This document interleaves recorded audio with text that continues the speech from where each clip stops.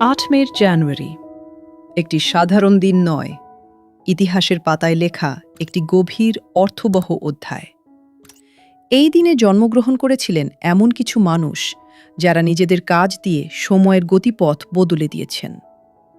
1942 সালের 8 জানুয়ারি জন্মগ্রহণ করেন স্টিফেন হকিং, একজন মানুষ যার শরীর ছিল সীমাবদ্ধ, কিন্তু যার চিন্তা ছুঁয়ে গিয়েছিল মহাবিশ্বের শেষ প্রান্ত। চিকিৎসা বিজ্ঞান বলেছিল তিনি বেশি দিন বাঁচবেন না, কিন্তু হকিং প্রমাণ করেছিলেন মানুষের আয়ু নয়, মানুষের চিন্তাই তার আসল পরিচয়। ব্ল্যাক হোল, সময়, মহাকাশ সব কিছুকে নতুনভাবে ভাবতে শিখিয়েছিলেন তিনি। এরপর ফিরে যাই 1935 সালের 8 জানুয়ারিতে। এই দিনেই জন্ম নেন এলভিস প্রিসলি, যিনি পরিচিত king of rock and roll নামে।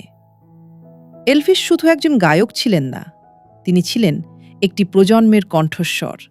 তার গান, তার স্টাইল, তার মঞ্চ উপস্থিতি বিশ্ব সঙ্গীতকে এনে দিয়েছিল এক নতুন পরিচয়, যেখানে সঙ্গীত হয়ে উঠেছিল স্বাধীনতার প্রকাশ। ইতিহাসের আরও গভীরে গেলে পাওয়া যায় 1918 সালের এই 8 জানুয়ারি। প্রথম বিশ্বযুদ্ধের ভয়াবহতার মাঝেই মার্কিন প্রেসিডেন্ট উড্রো উইলসন উপস্থাপন করেছিলেন তার বিখ্যাত 14 পয়েন্ট ভাষণ। এই ভাষণ ছিল যুদ্ধের ধ্বংসস্তূপের মাঝে শান্তির এক সাহসী স্বপ্ন, যা ভবিষ্যতের আন্তর্জাতিক রাজনীতি ও কূটনীতির ভিত্তি গড়ে দিয়েছিল। এবার আসি ভারতের কথায়।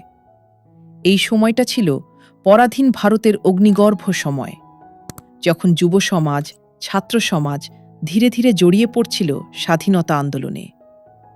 বিপ্লবী চিন্তা, দেশপ্রেম আর আত্মত্যাগ সব মিলিয়ে গড়ে উঠছিল এক নতুন ভারতের স্বপ্ন।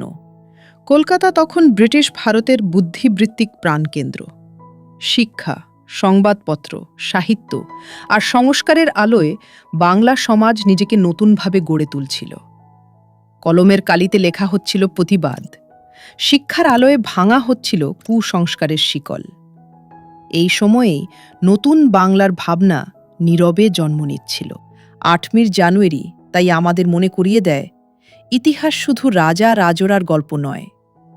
ইতিহাস তৈরি হয় চিন্তাবিদ, শিল্পী, বিজ্ঞানী আর স্বপ্ন দেখা মানুষের হাতে। কারণ যারা প্রশ্ন করতে শেখে, যারা ভয়কে অতিক্রম করে, তারাই একদিন ইতিহাস হয়ে ওঠে। আপনার কোনো ঘটনাটি সবচেয়ে বেশি ছুঁয়ে গেল মন্তব্যে জানাতে ভুলবেন না।